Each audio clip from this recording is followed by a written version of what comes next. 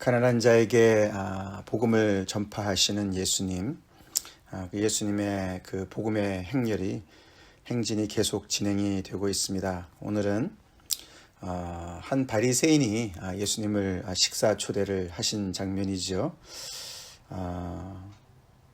바리새인이 앞에서 우리가 쭉 봤지만 서기관과 바리새인은 계속해서 예수님을 감시하고 점점 더 부정적인 그런 반응으로 나오는데, 바리새인이라고 다 그랬던 것 같지는 않습니다. 이 바리새인은 그래도 예수님한테 어떤 호감을 가지고 예수님을 자기 집에 초대를 한 것이죠.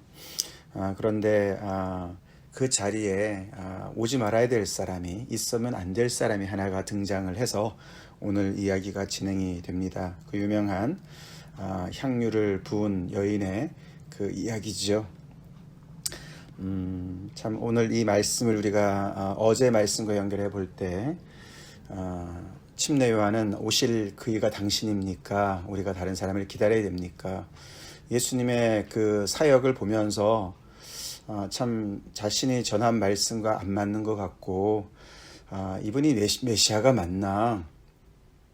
하나님께서 메시아를 보내주시면은 하나님의 백성을 구원하시고 또 죄인은 심판하시고, 그렇게 해서 하나님의 나라를 본격적으로 이제 세워나가실 것으로 예상을 했었는데, 예수님은 가난한 자들에게 복음을 전하시는 일에 바쁘시고, 뭔가 사회 정의라든가 나라의 어떤 그런 그 독립이라든가 그 당시에 사람들이 예상했던 그런 것을 전혀 하지 않으시는 것 같아서 실망이 많이 되었었던 것 같습니다. 그 당시에 사람들이 꿈꿨던 하나님의 나라, 대표적으로 침례 요한도 그런 영향을 받았던 것 같죠. 근데 오늘 우리가 이제 이 말씀을 보면은 정말 예수 그리스도를 통해서 하나님께서 이 땅에 오게 하신 하나님의 나라의 본질을 보게 되는 거죠. 하나님의 나라는 과연 어떤 곳인가? 어저께 여러분들도 보셨겠지만 미국에 이제 바이든 이제 새로운 대통령이 취임을 하게 되고 새로운 이제 정부가 내각이 들어섰습니다. 지난 4년 동안의 그런 트럼프의 정부가 이제 막을 내리고, 이제 바이든 정부를 대통령을 중심으로 해서 어떤 미국이 이제 앞으로 전개가 될까 참 궁금합니다. 그죠? 그 나라의 수장이 참 중요한 것 같습니다. 하나님이 왕이시고 예수 그리스도께서 정말 통치하시는, 아들이 통치하시는 하나님의 나라는 과연 어떤 나라일까? 그 나라에는 가난한 사람, 연약한 사람, 정말 너무나 이 여인처럼 이렇게 죄인도 살 수 있는 곳인가? 한번 실패하면은 못 사는 곳인가? 이제 그런 생각을 우리가 해보게 되죠. 오늘 너무나 뭐랄까요, 감동이 되는 이런 말씀, 이 스토리는 하나님의 나라가 어떤 곳인가 참 보여주는 것이죠. 본문을 따라하면서 잠깐 보겠습니다. 말씀드린 대로 이 1절과 2절에 36절, 37절에 그 두 절에 바리새인이라는 단어가 3번 등장을 합니다. 바리새인. 그 바리새인 집에 예수님이 들어가신 거예요. 바리새인은 그 당시에 정말 몇천 명 안 되는, 정말 이렇게 그 율법을 끝까지 철저하게 지키기로 헌신한 그런 정말 사람들이었습니다. 그런 사람이기 때문에 특별히 정결 예식에 너무너무 이제 아주 혈안이 되어 있었던 그런 열심을 내는 사람들이었는데, 거기에 이제 예수님을 초대한 거 아닙니까? 그 집에. 그런데 거기에 대조적으로 그 동네에 죄를 지은 한 여자가 있었는데, 그 여자가 초대를 받지 않았는데도 그 자리에 오게 된 것이죠. 3번 바리새인이라는 단어와 함께 이 죄인인 한 여자가, 유명한 그 동네에서 다 아는 그 죄인이 거기에 함께 끼어 있습니다. 그렇게 대조를 시작하지요. 그래서 이 여인은 마치 정말 초대를 받지 않은 불청객과 같은 사람이었고, 거기에 있는 모든 사람들이 정말 눈이 휘둥그레져서, 아니 저 여자는 왜 여기 온 거야? 아마도 사람들이 다 아는 죄인이라 하는 걸 보면은 창기가 아니었을까 유추를 하지요. 그래서 이 잔치자리를 완전히 지금 망치게 되어 있습니다. 그래서 무슨 외계인이라도 온 것처럼 그렇게 사람들이 정말 이렇게 보고 있는 상황이고, 사실은 더 이상이죠. 이 음식을 먹는 자리에서는 그런 그 정결 예식이 중요한데, 특별히 바리새인에게는 그런 측면에 봤을 때는 이 여인은 마치 무슨 코로나 바이러스가 걸린 사람처럼 무슨 그 죄가 전염되는 것 같은 그런 이제 사람인 거예요. 그래서 거기에 너무나 이제 따가운 눈총을 이제 받게 되는 상황인데, 근데 이제 그냥 거기 앉아만 있어도, 거기에 서만 있어도 엄청나게 지금 문제가 되는 상황인데, 이 여인이 특별한 행동을 하지 않습니까? 예수님 뒤로 그 발 곁에 서서 울면서 눈물로 그 발을 적시고, 예수님의 발을 눈물로 적시고, 그 발에 눈물이 떨어지니까 자기 머리털로 그것을 닦습니다. 닦고 그 발에 입 맞추고 거기다 향유를 부었다. 옥합을 가져와서 옥합을 깨뜨리고 향유를 부은 거죠. 사실 우리는 이제 이 장면을 너무나 이제 뒤에 다 말씀과 연결이 되어져서 은혜롭게 해석을 하지만, 그 당시에 그 자리에 있었던 사람들은, 특별히 이렇게 유명한 죄인인 여자가 와서, 창기인 여자가 와서 하는 이 행동으로 이래 그것을 따라가 보면요, 이 장면은 굉장히 그런 어떤 그런 그 육감적인 어떤 성적인 그런 모습으로 충분히 보일 수가 있었다는 거죠. 그 당시에 여인이 머리털을 푼다, 머리를 푼다, 그런 것도 굉장히 성적인 어떤 그런 모습이 많이 있다고 그러고요. 그래서 이 창기니까 말이죠. 그래서 이 머리털을, 이제 여인이 머리털을 푼다라는 것은 마치 오늘날로 말하면은 거의 반나체 같은 이런 정도의 그런 굉장히 그런 에로틱한 그런 모습이라고 그래요. 그러니까 아주 너무나 이제 충격이죠. 그 자리에 서 있는 것만 해도 지금 충격인데, 이 여인이 하는 행동이 너무나 이제 어떻게 보면 이제 사람들이 생각하기에 이 예수라는 이 선지자라는 이 사람이 죄인과 친구를 하더니 결국은 이렇게 됐구나, 이런 거죠, 그죠? 아니나 다를까 이 예수를 청한 바리새인이 마음의 속으로 생각합니다. 누가복음에서는 이 마음에 이르기를, 이 독백, 마음속의 독백은 다 부정적이에요. 다 이렇게 예수님의 사역을 판단하고 예수님을 판단하는 어떤 그런 내용들이 많이 나오는데, 이 사람의 마음에 이릅니다. 이 사람은 그래서 이 여인의 행동을 정죄하죠. 그리고 예수님까지 정죄하죠. 당연히 창기인 여자가 하는 행동이라는 게 이 선지자까지 유혹을 하라 이러나 이런 생각을 한 거죠. 그리고 그런데 예수님이 가만히 있는 걸 보니까 선지자도 아니네, 이제 이렇게 판단을 속으로 한 것이지 않습니까? 근데 예수님은 그런 시몬한테 대답을 하세요. 물어보지도 않았는데 속으로 얘기한 건데 예수님은 대답하세요. 그래서 예수님의 선지자적인 능력은 이렇게 꿰뚫어 보시는, 사람의 마음을 꿰뚫어 보시는 그런 능력으로 나타나죠. 거기서 앞에서는 계속 바리새인이라고 얘기가 나왔는데, 예수님은 그의 이름을 부르십니다. 시몬아. 그 이름이 시몬이었어요. 내가 내게 이를 말이 있다, 이렇게 말씀을 하십니다. 그러니 그가 선생님 말씀하세요, 이렇게 얘기합니다. 바리새인이 아직까지는 그래도 예수님에 대한 어떤 그런 경의를 버리진 않았습니다. 속으로는 선지자, 이 사람이 만약에 선지자라면은, 그래서 소문을 들은 선지자라고도 이제 생각을 한 거고, 예수님은 그래도 적어도 선생님이라고 얘기를 하는 거죠. 그러니까 예수님이 비유를 말씀하세요. 패러블이라 그러죠. 비유, 패러블. 패러블이라는 것은 이제 옆에다가 던진다, 이제 그런 뜻이죠. 그래서 상황이 지금 파악이 안 되는 거지 않습니까? 그러니까 이제 이 바리새인이 보는 상황과 예수님이 보는 상황이 다른 거예요. 그래서 예수님은 훌륭한 교사로서, 선생님으로서 이 바리새인이 이해할 수 있도록 옆에다가 한 가지 이렇게 본을 보여주는 거죠. 그게 비유죠. 그러면서 빚주는 사람이 있고 채주가 있고 채무가 있는, 채무자가 있는 것이죠. 그래서 빚을 주는 사람이 있고 빚을 받는 사람이 있는데, 두 사람에게 돈을 빌려줬는데 한 사람은 500데나리온, 한 사람은 50데나리온이다. 둘 다 갚을 길이 없어서 둘 다 탕감해줬다. 그러니 둘 중에 누가 그를 더 사랑하겠느냐라는 질문을 하세요. 그죠? 그래서 이 상황과 예수님은 이 빚과 연결을, 그죠? 빚과 연결을 짓습니다. 그죠? 그리고 이 빚을 탕감받는 것과 연결을 짓습니다. 그렇죠. 예수님이 지금 이 여인의 행동과 그래서 이제 암시를 하시는 거죠. 그러니까 시몬이 너무나 잘 알죠, 그죠? 더 많이 탕감을 받은 사람이 더 많이 사랑할 것 같습니다. 너 말이 맞다. 맞다. 그러시면서 44절을 보시기 바랍니다. 44절에 예수님이 그가 판단이 맞다라고 말씀하시고 그 여자를 돌아보시며 여자를 다시 한번 보시는 거죠. 그러고 시몬에게 이르시되 시몬한테 이르라. 말은 시몬한테 하시는데 여자를 다시 돌아보시고 시몬한테 말씀을 하시는 거죠. 그러면서 이 여자를 보느냐 이렇게 말씀을 시작하시죠. 이 여자를 보느냐. 마치 예수님께서 이 여인을 좀 제대로 봐라.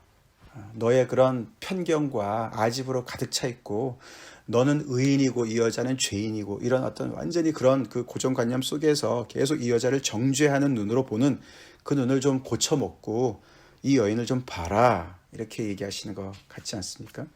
그래서 예수님이 그 시몬이 당신에게 하신 그런 대접과 이 여인이 당신에게 하는 대접을 비교를 하셨습니다. 그러면서 우리가 처음에 좀 나오지 않았던 그런 내용이 이제 여기서 밝혀지는데 바리새인 시몬이 예수님을 초대하고서는 그 기본적인 어떤 그런 그 예우도 갖추지 않았던 것이죠, 그죠? 예수님한테 그 당시에 이렇게 사람을 초대하게 되면은 그걸 호스트하는 사람이 그 손님을 이렇게 굉장히 예우를 대접하는 어떤 그런 기본적인 그런 그 예의 범절이 있었는데 예를 들어서 발 씻을 물을 제공한다든가 그래서 너무나 덥고 진짜 지친데 이렇게 새롭게 발도 씻고 또 신선하게 그런 또 좀 그런 것을 제공하기도 하고 또 입 맞추는 이렇게 옆에 볼을 입 맞추는 인사도 하고 또 이제 너무 더우니까 감람유를 머리에다 발라주기도 하고 이제 이런 그런 어떤 예우가 있는데 그런 걸 하나도 안 했던 것이죠. 너가 바리새인이고 너무나 이제 그런 거 너무 따지는 사람인데 한마디로 너는 나를 초대만 해놓고 뭐 그냥 푸대접만 한 거 아니냐. 근데 이 여인이 너가 해야 될 것을 하지 않았느냐. 그러면서 자세하게 얘기하시는데 그런 너가 기본도 못하는 그것을 기본만 한 것이 아니라 그 기본을 훨씬 넘어서 이 여인이 나한테 엄청나게 정말 아낌없이 넘치도록 정말 있는 것을 다 해서 나에게 혼신을 다해서 나에게 이렇게 퍼부었다라고 말씀하시는 거죠. 너는 물도 안 줬는데 이 여인은 눈물로 내 발을 씻었고 수건으로 닦은 것도 아니고 이 여인의 머리털로 나의 발을 닦았고 너는 나에게 입 맞추지 않았는데 이 여인은 내 발에 끊임없이 입 맞추고 예수님의 발이라고 뭐 깨끗했겠습니까? 그 당시에 샌들을 신고 다녔고 말이죠. 지저분한 발이었겠죠. 여기가 이제 이게 이렇게 식사하는 그 자리가 언제 그게 어떻게 생겼냐면 주로 이렇게 U자로 되어 있다 그래요. U자로 이렇게. 그래서 이제 이게 앉았다 그러지만 사실 이렇게 옆으로 비스듬히 누운 거예요. 그래서 왼손을 이렇게 의지하고 옆으로 이렇게 비스듬히 눕습니다. 그래서 다리가 옆으로 오게 되는 거죠. 그래서 오른쪽에 있는 사람의 뒤쪽으로 다리가 이렇게 가게 되는 거예요. 이렇게. 그러니까 이제 여인이 그 예수님의 발에 가기가 쉬웠겠죠. 그죠? 이제 그렇게 그 한 건데 그 발에 그렇게 모든 것을 다 쏟은 거 아닙니까? 그러니까 예수님의 신체에서는 가장 밑에 있는 발인데 이 여인은 자기의 최고의 머리털로 최고의 향유로 눈물은 마음 아닙니까? 최고의 마음으로 정말 이 바리새인이 정말 하지 않은 그 모든 것들을 다 넘치도록 그렇게 한 거예요. 그러면서 예수님이 결론을 내리시기를 47절에 그의 많은 죄가 사하여졌도다 이렇게 말씀하시는 거예요. 빚을 탕감받은 거죠. 빚을 탕감받은 거. 이는 그의 사랑함이 많음이라 사함을 받은 일이 적은 자는 적게 사랑하느니라. 그러면서 위에 비유랑 연결을 시켜주시죠. 이 여인은 자신의 죄가 큰 거를 알고 또 자신의 죄가 사함 받은 것을 알고 그것이 너무너무 그 받은 사랑이 너무너무 커서 지금 이렇게 이런 행동을 하는 거야. 결국은 사랑 때문에 하는 거야 라고 얘기를 하시는 거죠. 너는 이 여인이 죄인이기 때문에 어떤 그런 창기로서 어떤 그런 성적인 어떤 그런 모습으로 너는 죄 짓는 것으로 봤지만 아니야. 너는 그 눈이 잘못된 거야. 이 여인을 제대로 봐. 이 여인은 그런 죄사함 때문에 너무너무 감사해서 너무너무 사랑의 그 마음으로 이것을 하는 거야 라고 재해석을 해주시는 거죠. 여기서 이제 우리가 오해하지 말아야 될 것이 있습니다. 이 여인이 이렇게 예수님을 잘 이렇게 극진히 대접했기 때문에 예수님이 그래 너 이제 죄 사함 받았어 이게 아닙니다. 아니고 이 자세하게 설명은 안 돼 있지만 누가는 그런 표현을 많이 써요. 설명을 쭉 하다가 이게 이제 이렇게 다시 뒤로 가가지고 설명을 하고 이런 게 있습니다. 이 여인도 분명히 예수님을 먼저 만나서 죄 사함을 받은 것 같습니다. 그래서 이 여인이 그 죄 사함에 감사해서 이렇게 온 거지요. 이 여인의 행위가 예수님의 죄사함을 유발한 것이 아니라 예수님이 이미 그 여인의 죄를 용서하신 것을 죄인의 친구로서 자기를 너무나 인격으로 대해 주시고 죄사함을 해주신 것을 인하여서 감사함으로 이렇게 예수님을 찾아온 거라고 보는 것이 더 맞습니다. 그런데 이렇게 왜 예수님이 이렇게 말씀하셨을까요?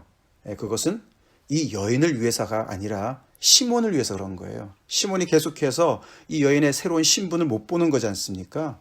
예수님은 이미 이 여인의 죄를 사해 주셨는데 아직도 죄인으로 보고 있으니까 예수님이 그 시몬을 위해서 어쩌면 더 이 여인의 죄가 사해진 것이다 라고 말씀하시는 것으로 볼 수가 있고요. 또 밑에 보시면은 그 계속해서 나오죠. 또 무리들이 함께 앉아 있었던 많은 사람들이 뭐 시몬뿐만 아니죠. 똑같은 생각을 하고 있었던 것인데 예수님이 내 죄사함을 받았니라 그렇게 얘기하시니까 도대체 누구에게 죄를 사한다고 이러는가 또 이런 속의 마음을 합니다. 마음의 생각을 하지 않습니까? 그렇게 다 예수님이 아시고 또 다시 한번 얘기하시죠. 여자에게 이르시되 내 믿음이 너를 구원하였으니 평안히 가라. 다시 말해서 여기서 구원이라는 말은 죄로부터의 죄사함으로부터의 구원도 되고 더 그거보다 훨씬 더 전체적인 구원을 얘기하는 거예요. 그래서 이 지역 사회에 이 동네에 너무나 아주 그냥 낙인이 찍혔던 이 여인에게 새로운 삶을 회복시켜 주는 것이죠. 사회의 어떤 한 일원으로서 완전히 복원을 시켜주는 것이죠. 그것을 얘기하는 거예요. 예수님께서 너를 구원하였으니 내 믿음이 너를 구원하였으니 평안히 가라. 그래서 이 여인은 더 이상 그 동네에서 너무나 유명하게 낙인이 찍혔던 죄인의 그 옛 생활이 이제는 더 이상 그렇게 낙인을 정말 찍힌 그런 여인으로 살지 않고 이제는 하나님 앞에서 완전히 새롭게 죄사함을 받은 새 사람으로서 그 공동체에서 한 일원으로 이제 살 수 있도록 새로운 길이 열린 것을 선포하시는 거예요. 하나님의 나라는 이런 가련한 여인이 새 삶을 얻을 수 있는 곳입니다. 이게 하나님의 나라예요. 이런 은혜를 베푸시는 분이, 죄사함을 베푸시는 분이 우리 하나님 아버지세요. 우리 예수 그리스도시죠? 아멘. 우리는 어떤 복음을 전하고 있습니까? 어떤 복음을 믿고 있습니까? 어떤 하나님의 나라를 꿈꾸고 있습니까? 미국보다 더 강대하고 더 정말 더 힘이 센 나라를, 어떤 거대한 그런 나라를 생각하고 있습니까? 예수님이 보여주시는 하나님의 나라는 이렇게 너무나 죄에 빠져서 무슨 일인지 모르죠. 어떤 사연이 있을지 모르죠. 그죠? 이 여인이 정말 어떤 기구한 사연이 있어서 이렇게 정말 동네에서 가장 유명한 죄인이 됐겠습니까? 근데 그렇게 죄에 빠져 있는 그 여인을 그 수렁에서 건져내셔서 죄를 사해 주시고, 그랬더니 이 여인이 도대체 평생 모았겠죠. 그죠? 옥합에 있는 그 향유가 얼마나 비싼 향유인데, 그죠?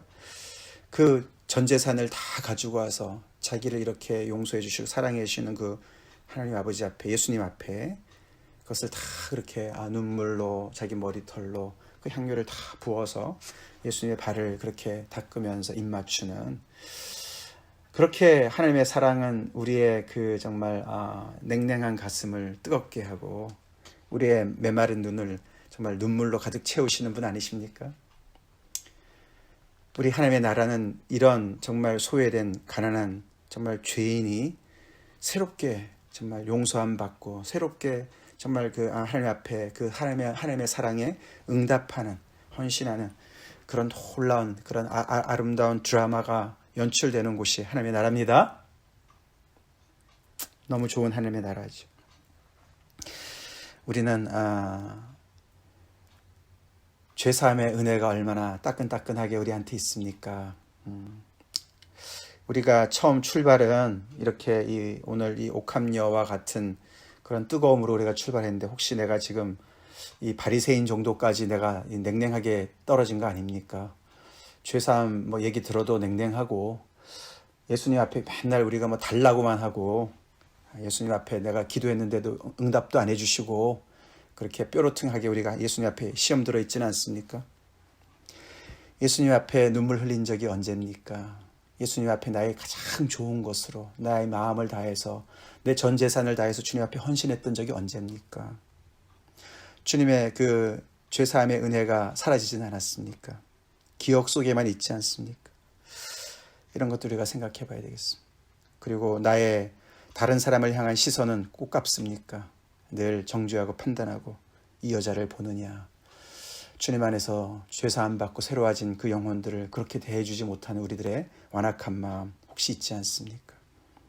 돌아보면서 주님 앞에 회개하고 또 주님 앞에 우리의 헌신을 새롭게 하는 은혜가 있길 간절히 기도합니다. 다 같이 기도하겠습니다. 좋으신 하나님 너무나 감사합니다. 이렇게 너무나 영원한 온전한 크신 하나님의 나라에 이렇게 아버지 참